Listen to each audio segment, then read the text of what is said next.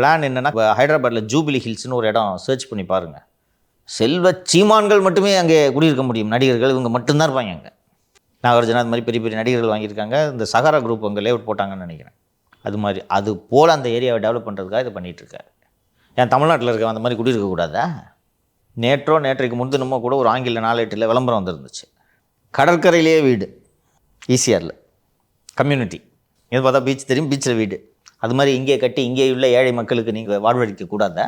அதை தான் சதுப்பு நிலம்னு சொல்லிட்டு போயிட்டு தடை வாங்கிடுறீங்களே.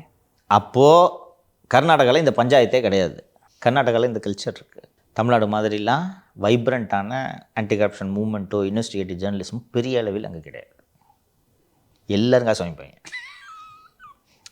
ஃபஸ்ட்டு அங்கே கர்நாடகாவில் இந்த நக்கீரன், குமுதம் ரிப்போர்ட், ஜூனியர்டன் மாதிரி பைவீக்லிஸ் அந்த கல்ச்சரே கிடையாது தான். டெய்லிஸ் ஆஸ் யூஷுவல் இருக்குது. அங்கே போய் எல்லாருக்கும் ஒரு அமௌண்ட்டை கொடுத்தோன்னு வாங்கிட்டு சந்தோஷமாக இருப்பாங்களாம்.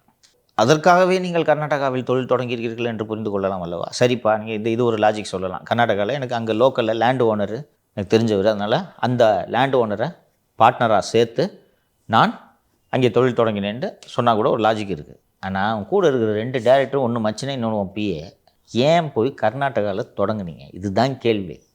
தமிழ்நாட்டில் தொடங்கினா டாக்குமெண்ட் எடுத்து வெளியே விட்டீங்கன்னா, அங்கேருந்து இப்போ டெல்லியிலேருந்து எடுத்து கொடுத்துட்டாங்களா, என்ன பண்ண போகிற?